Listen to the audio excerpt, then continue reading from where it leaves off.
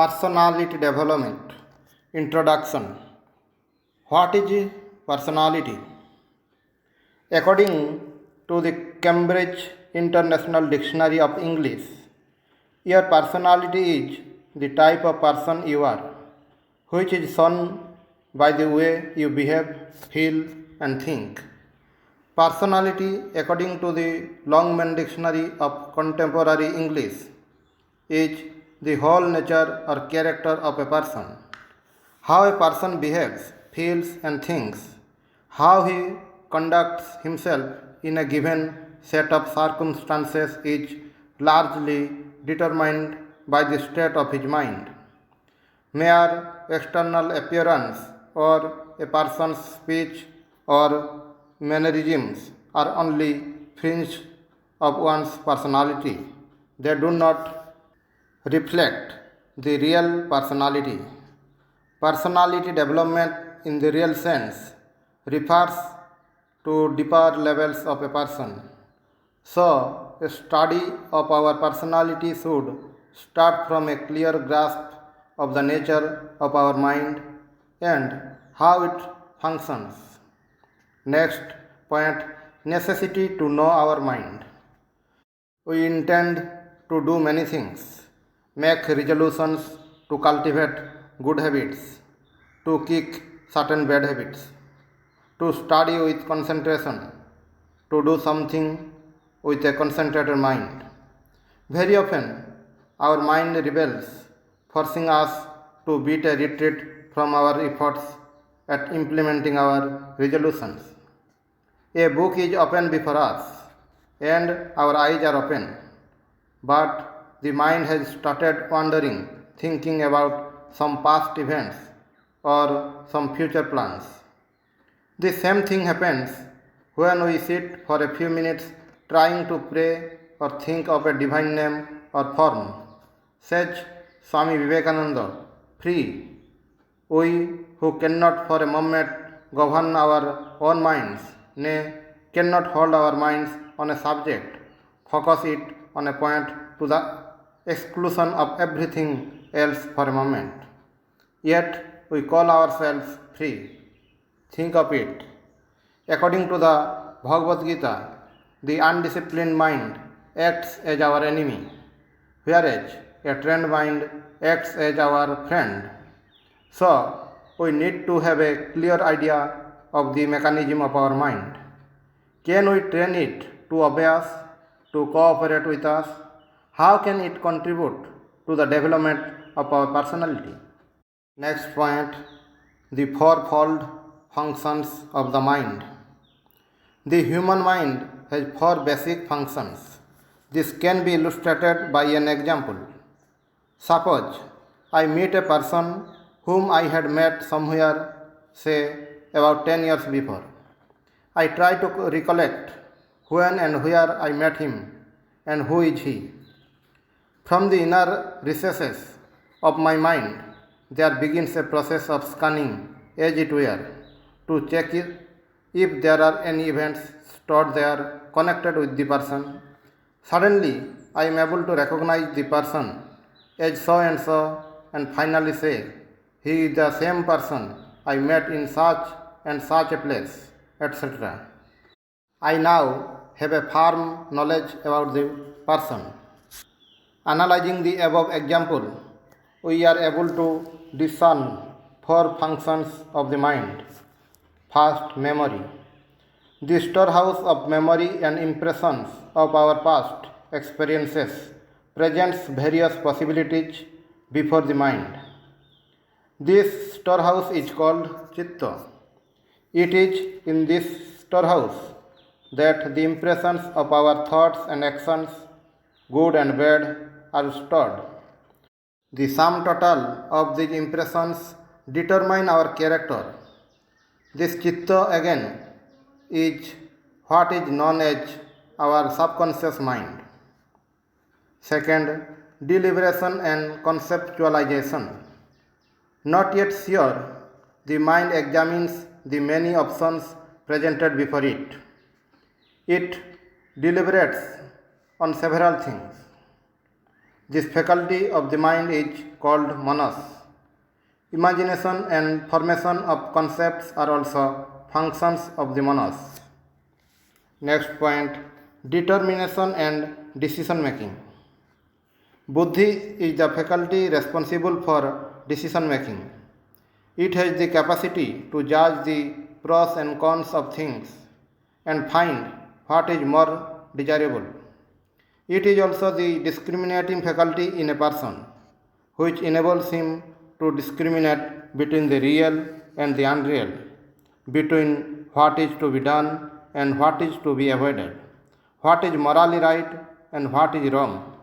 It is also the seat of willpower, so essential for personality development, and hence, this aspect of the mind concerns us the most. Next point, I consciousness. Appropriating to oneself all physical and mental activities, that is, I eat, I see, I talk, I hear, I think, I am confused, etc., is called ahankara or I consciousness. As long as the I identifies itself with the undisciplined body mind complex, human life is dictated by events and circumstances of the world. We become happy with pleasurable events and miserable with adverse circumstances. More the mind gets refined and disciplined, more does one get to know the real source of I consciousness. Correspondingly, a person becomes more balanced and equipoised in his daily life. Such a person is no longer swayed by any event or circumstances of life. These four aspects of the mind, Bhaj, Manas, Buddhi, Chitta, and Ahankara, are not watertight compartments. It is the same mind called by different names based on its functions. Next point is more about the mind. The Kathopanishad describes human personality with the help of a chariot allegory. Our I is represented by the master of the chariot, the body is the chariot, and the buddhi the charioteer. The manas is represented by the reins to which are yoked the horses, representing the sense organs, ears, skin, eyes, tongue, and nose, which are the five windows in a human being that give him or her the knowledge of objects in the world. The road on which the chariot travels is represented by the sense objects. The human being who identifies himself or herself with this body mind system is said to be the enjoyer of objects or the fruits of actions. If the horses are not broken and if the charioteer is asleep, the chariot cannot reach its destination. It can even overturn and spell the death of the master. Similarly, if the sense organs are not disciplined and if the power of discrimination lies dormant, one cannot reach the goal of human life. On the other hand, if the horses are broken and the charioteer is wide awake, the chariot reaches its destination. Even so, if the buddhi is wide awake and if the sensory system together with the mind is disciplined and controlled, a human being can reach the goal of his life. What is that goal? We will come to it shortly. Another important activity of the mind that concerns personality development is our emotions. More the emotions are under control, healthier becomes one's personality. Emotions can be broadly classified into two types, bhaj, attraction and repulsion. Love, admiration, aspiration, sympathy, joy, veneration, pride, and the like indicate attraction. Hate, anger, fear, sorrow, jealousy, disgust, shame, etc. are of the nature of repulsion.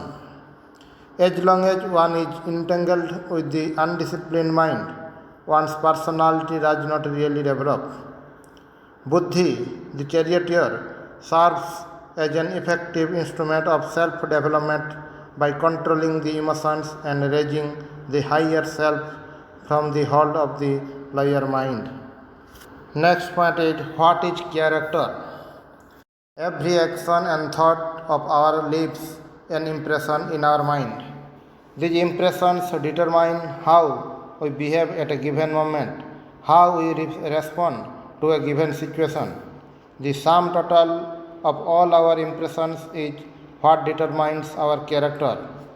The past has determined the present, even so, our present thoughts and actions will shape our future.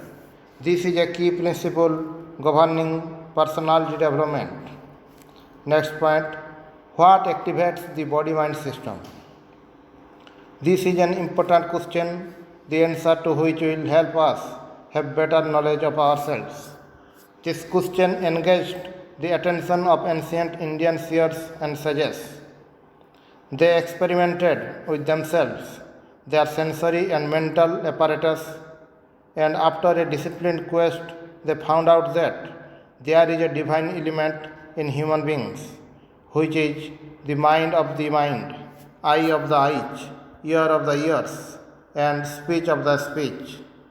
It is this divinity which constitutes the real I and the eternal element in our personality. This divinity survives physical dissolution of the body. This divinity remains latent in us as long as we identify ourselves with our body mind and the sensory system. The goal of life, according to the scriptures and the great ones, is to manifest this hidden divinity. Next point, what was the central message of Swami Vivekananda? Swami Vivekananda's lectures, talks, letters, poems, his life's work is published in 9 volumes entitled The Complete Works of Swami Vivekananda. Is there any central message of Swamiji that runs through the pages of these 9 volumes? Let us hear Swamiji himself. My ideal indeed can be put into a few words, and that is to preach unto mankind their divinity and how to make it manifest in every moment of life. Man's inherent divinity was Swamiji's central message. The following famous quotation of Swamiji can be our mantra for personality development. Each soul is potentially divine. The goal is to manifest this divinity within by controlling nature, external and internal. Swamiji was never tired of rousing people to be conscious of their inherent divinity and perfection. He wanted this divinity to manifest in our day-to-day lives. In fact, he held this manifestation of divinity as the sole index of civilization of humankind.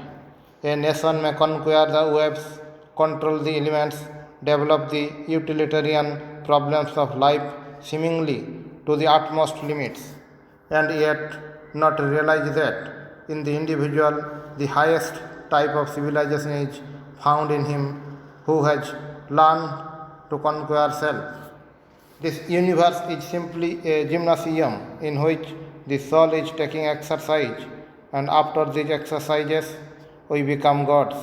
So, the value of everything is to be decided by how far it is a manifestation of God. Civilization is the manifestation of that divinity in man. This divinity in us is the repository of eternal knowledge, eternal existence, and eternal bliss. The more it manifests, the more we experience abiding happiness and get supreme knowledge. Next point, strengthening of willpower, the essence of personality development. The divine core of our personality is covered, as it were, by 5 dimensions. Physical dimension consisting of our body and senses. energy dimension, which performs digestion of food, circulation of blood, respiration, and other activities in the body. Mental dimension, characterized by the activities of the mind, like thinking, feeling, and emotions, etc. Intellectual dimension, characterized by the determinative faculty in a person. This is also the seat of discrimination and willpower. Blissful dimension, experienced as bliss during deep sleep. Each succeeding dimension is subtler than the preceding one and perverts it. Personality development implies progressive identification with higher dimensions of personality. Thus, a person identified only with the physical dimension without exercising his higher mental faculties lives not far different from animals, whose pleasure and pain are restricted to the sensory system. Development involves struggle with one's lower mind, characterized by desires, old habits, wrong tendencies, impulses, and bad impressions. The lesser we identify with the lower mind, and the more we identify with the higher mind and exercise our buddhi, the more developed will our personality be. This involves struggle to grapple with one's mind and its old habits, to cultivate new and wholesome ones. But this struggle is the greatest of all struggles in that it makes us civilized in the real sense of the term by manifesting our divinity and thereby our hidden perfection. Some essential qualities for personality development. First, faith in oneself. Swamiji held faith in one's potential divinity as the seat anchor of personality development. Faith in God came next only to faith in oneself.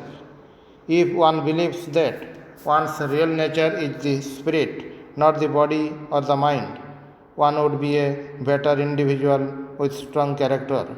Second point, think positive thoughts.